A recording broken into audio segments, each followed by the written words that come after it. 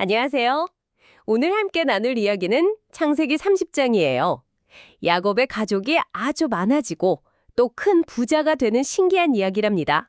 네, 그런데 그 과정이 순탄하지만은 않아요. 아내들의 질투와 경쟁, 또 외삼촌과의 속고 속이는 싸움까지 아주 시끌벅적한 이야기죠. 맞아요. 이제 할아버지가 손녀에게 들려주시는 것처럼 오늘의 성경 이야기를 한번 그대로 들어보겠습니다. 라헬은 자기가 야곱에게서 아들을 낳지 못하는 것을 보고 언니 레아를 시샘하여 야곱에게 말했습니다. 나도 아들을 낳게 해주세요. 그렇지 않으면 죽어버리겠어요. 그러자 야곱이 라헬에게 화를 내며 말했습니다. 내가 하나님이라도 된단 말이오. 아기를 갖지 못하게 하시는 분은 하나님이신데 나더러 어쩌란 말이오. 라헬이 말했습니다. 내 여종 빌라가 있으니 빌라와 잠자리를 같이 하세요. 그러면 빌라가 나를 대신해서 아들을 낳아 내 품에 안겨줄 것이고 나도 빌라를 통해 아들을 얻게 될 거예요. 라헬은 자기의 여종 빌라를 야곱에게 아내로 주었고 야곱은 빌라와 잠자리를 같이 했습니다. 빌라가 임신하여 야곱에게 아들을 낳아주자 라헬이 말했습니다. 하나님께서 내 기도를 들으시고 내 억울함을 풀어주시려고 나에게 아들을 주셨구나. 그래서 라헬은 그 아들의 이름을 단이라고 지었습니다. 라헬의 여종 빌라가 또 임신하여 두 번째 아들을 야곱에게 낳아주자 라헬이 말했습니다. 내가 언니와 크게 다투어 마침내 이겼다. 그래서 라헬은 그 아들의 이름을 납달리라고 지었습니다. 레아는 자기가 아들을 더 이상 낳지 못하는 것을 보고 자기의 여종 실바를 야곱에게 아내로 주었습니다. 레아의 여종 실바가 야곱에게 아들을 낳아주자 레아가 말했습니다. 내가 복을 받았구나. 그래서 레아는 그 아들의 이름을 갓이라고 지었습니다. 레아의 여종 실바가 두 번째 아들을 야곱에게 낳아주자 레아가 말했습니다. 나는 행복하다. 모든 여인들이 나를 행복하다고 말할 것이다. 그래서 레아는 그 아들의 이름을 아셀이라고 지었습니다. 밀을 거두어 드릴 때 르우벤이 들에 나갔다가 합한 채를 발견하여 자기 어머니 레아에게 가져다 주었습니다. 라헬이 레아에게 말했습니다. 언니 아들이 가져온 합한 채를 나에게도 좀 주세요. 레아가 라헬에게 대답했습니다. 내 남편을 빼앗아간 것도 부족해서 이제 내 아들이 가져온 합한 채까지 빼앗아가려고 하느냐. 그 합한 채를 나에게 주면 그 대신 오늘 밤에 야곱이 언니와 함께 잠자리를 갖도록 해주겠어요. 저녁이 되어 야곱이 들에서 돌아오자 레아가 그를 맞으러 나가서 말했습니다. 오늘 밤에는 당신이 나와 함께 잠자리를 가져야 해요. 내 아들이 가져온 합한 채를 주고 당신을 샀어요. 그래서 그날 밤 야곱은 레아와 함께 잠자리를 가졌습니다. 하나님께서 레아의 기도를 들어주셨으므로 레아는 임신하여 다섯 번째 아들을 야곱에게 낳아주었습니다. 레아가 말했습니다. 내가 내 여종을 남편에게 주었더니 하나님께서 내게 그 값을 주셨구나. 그래서 레아는 그 아들의 이름을 이사갈이라고 지었습니다. 레아가 또 임신하여 여섯 번째 아들을 야곱에게 낳아주었습니다. 레아가 말했습니다. 하나님께서 나에게 귀한 선물을 주셨구나. 내가 여섯 아들을 낳았으니 이제는 내 남편이 나를 귀하게 여겨줄 것이다. 그래서 레아는 그 아들의 이름을 스불론이라고 지었습니다. 그 후에 레아는 딸을 낳고 그 이름을 디나라고 지었습니다. 그때 하나님께서 라헬을 기억하시고 그의 기도를 들어주셔서 마침내 아기를 가질 수 있게 해주셨습니다. 라헬이 임신하여 아들을 낳자 이렇게 말했습니다. 하나님께서 내 부끄러움을 없애주셨구나. 라헬은 그 아들의 이름을 요셉이라고 짓고 여호와께서 나에게 다른 아들을 하나 더 주시면 좋겠다 하고 말했습니다. 라헬이 요셉을 낳은 후에 야곱이 라반에게 말했습니다. 이제 내가 내 고향 땅으로 돌아갈 수 있도록 해주십시오. 내가 외삼촌을 위해 일한 값으로 내 아내들과 자식들을 주십시오. 내가 외삼촌을 위해 얼마나 열심히 일했는지는 외삼촌께서 더 잘 아십니다. 라반이 야곱에게 말했습니다. 내가 너에게 부탁이 있는데 나를 떠나지 마라. 여호와께서 너 때문에 나에게 복 주신 것을 내가 안다. 네가 받고 싶은 품삯을 말해라. 내가 그대로 주겠다. 내가 외삼촌을 위해 어떻게 일했는지, 외삼촌의 가축들을 어떻게 돌보았는지 잘 아실 겁니다. 내가 오기 전에는 외삼촌의 재산이 얼마 되지 않았지만 이제는 크게 늘어나 복을 받으셨습니다. 여호와께서는 내가 하는 일마다 외삼촌에게 복을 주셨습니다. 이제는 나도 내 가족을 위해 일해야 할 때입니다. 라반이 물었습니다. 내가 너에게 무엇을 주면 좋겠느냐? 야곱이 대답했습니다. 아무것도 주실 필요 없습니다. 다만 한 가지만 약속해 주시면 내가 계속해서 외삼촌의 양떼를 돌보겠습니다. 오늘 내가 외삼촌의 양떼를 두루 다니며 양 가운데서 아롱진 것과 점 있는 것, 그리고 검은 새끼 양을 골라내고 염소 가운데서도 아롱진 것과 점 있는 것을 골라낼 것입니다. 그것이 나의 품삯이 될 것입니다. 앞으로 외삼촌께서 내 품삯을 확인하실 때 내 정직함이 증명될 것입니다. 만일 내가 가진 염소 가운데 아롱지지 않았거나 점이 없는 것이 있거나 양 가운데 검지 않은 것이 있다면 그것은 내가 훔친 것이 될 것입니다. 라반이 말했습니다. 좋다. 네 말대로 하자. 그러나 그날 라반은 수염소 가운데서 줄무늬 있는 것과 점 있는 것을 모두 골라내고 모든 암염소 가운데서도 흰 바탕에 아롱진 것과 점 있는 것을 모두 골라내었으며 양 가운데서 검은 것들을 모두 골라내어 자기 아들들에게 주었습니다. 그리고는 야곱이 있는 곳에서 사흘길이나 떨어진 곳으로 그 양떼를 몰고 갔습니다. 야곱은 라반의 남은 양떼를 쳤습니다. 야곱은 버드나무와 살구나무와 신풍나무의 푸른 가지들을 가져다가 껍질을 벗겨 흰 무늬를 내었습니다. 그리고 그 껍질 벗긴 가지들을 양떼가 와서 물을 마시는 개울의 물구유 안에 세워두었습니다. 양떼는 물을 마시러 왔다가 거기서 교미를 했습니다. 양들이 그 가지들 앞에서 교미를 하고 나서는 줄무늬가 있거나 아롱지거나 점 있는 새끼를 낳았습니다. 야곱은 그 새끼 양들을 자기 것으로 따로 두었습니다. 그래서 야곱은 자기 양떼를 라반의 양떼와 따로 관리하고 서로 섞이지 않게 했습니다.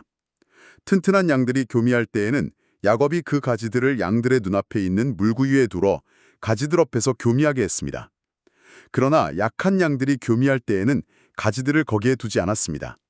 그래서 약한 새끼는 라반의 것이 되고 튼튼한 새끼는 야곱의 것이 되었습니다. 이렇게 해서 야곱은 아주 큰 부자가 되었습니다. 그는 많은 양떼와 염소떼, 그리고 남종과 여종, 낙타와 나귀를 가지게 되었습니다. 와, 이야기 잘 들었습니다. 정말 길고 복잡한 이야기네요. 특히 라헬이랑 레아 두 사람 마음이 정말 힘들었을 것 같아요. 네, 정말 그랬을 거예요. 왜 그렇게까지 자식을 낳으려고 경쟁을 했을까? 지금 우리 시각으로 보면 이해하기 어려울 수도 있는데요. 맞아요. 여종까지 동원해서 아들을 낳으려고 하는 모습이 좀 충격적이기도 하고요. 그렇죠. 근데 그 당시에는 야곱의 사랑을 더 많이 받고 싶다는 그런 마음도 물론 있었겠지만 사실은 아들을 낳는다는 게 아내로서의 자기 가치를 증명하는 거에 유일한 방법이었거든요. 아, 단순히 아이를 낳는 문제를 넘어서는 거였군요. 네, 생존의 문제였던 거죠. 그래서 라헬과 레알은 당시 사회에서 허용되던 방법을 총동원해서 경쟁을 했던 겁니다. 그러다가 중간에 합한채라는 아주 신기한 열매가 등장하잖아요. 이걸 먹으면 아기를 가질 수 있다고 믿었다니 정말 궁금한데요. 네, 그 합한채. 당시 사람들에게는 정말 특별한 식물이었던 것 같아요. 일종의 뭐랄까 행운을 가져다주는 부적처럼 여겨졌던 거죠. 그런데 신기한 건 그토록 원하던 합한채를 얻은 라헬이 아니라 그걸 양보한 레아가 아들을 또 낳았다는 점이에요. 바로 그 지점이 이 이야기의 핵심이에요.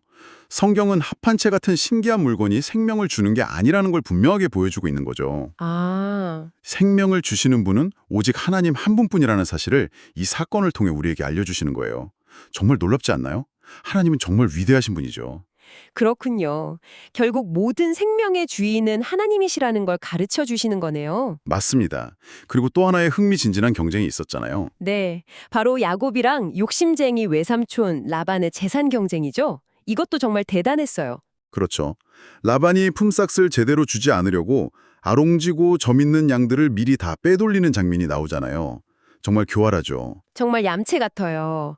그런데 야곱도 정말 지혜롭더라고요. 나뭇가지 껍질을 벗겨서 얼룩무늬 양을 만들어내다뇨. 하하, 네. 그 방법이 참 신기하죠.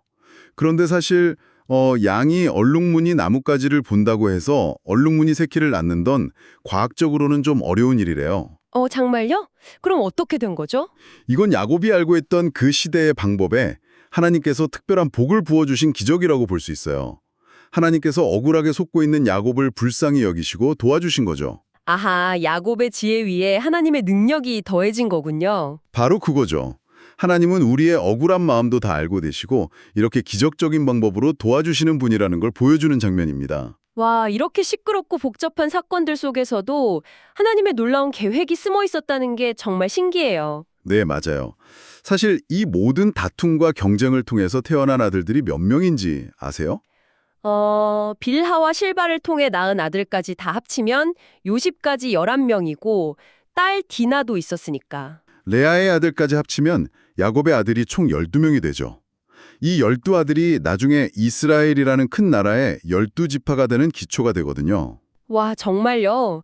이 치열한 질투 속에서 태어난 아들들이요? 네.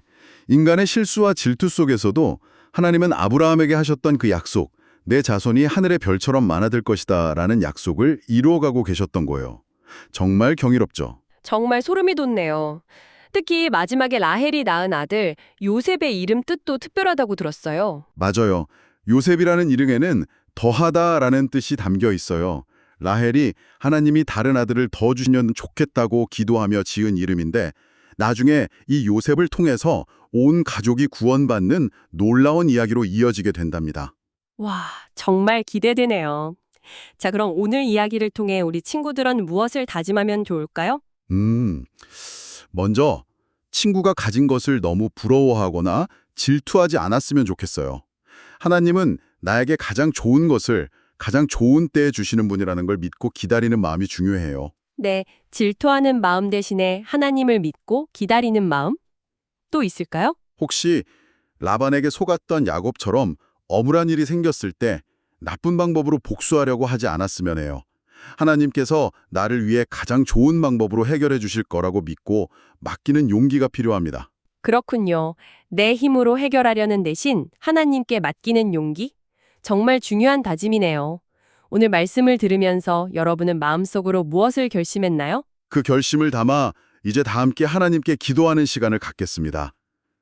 사랑의 하나님, 야곱의 가정에 있었던 시끄러운 다툼과 경쟁 속에서도 하나님의 크신 약속을 신실하게 지켜주셔서 감사해요. 우리도 때로는 친구가 가진 것을 부러워하고 질투할 때가 있어요. 내 맘대로 되지 않아 억울할 때도 있어요. 하지만 이제는 내 욕심을 내려놓고 하나님 아빠가 나에게 가장 좋은 것을 주실 것을 믿고 기다리래요. 억울한 마음이 들 때도 하나님께서 나를 위해 싸워주실 것을 믿고 기도할래요. 나의 부족한 능력과 지혜 위에도 하나님이 함께 하시면 야곱처럼 놀라운 일이 일어날 것을 믿어요. 우리 삶이 하나님 덕분에 날마다 풍성해지고 하나님의 깊으신 뜻을 이루는 멋진 어린이가 되게 도와주세요. 예수님의 이름으로 기도합니다. 아멘. 야곱이 이제 큰 부자가 되었으니까 고향으로 돌아갈 준비가 다 된 것 같죠. 다음 시간에는 야곱이 드디어 외삼촌 몰래 고향으로 탈출하는 아주 스릴 넘치는 이야기가 기다리고 있답니다. 기대해도 좋아요.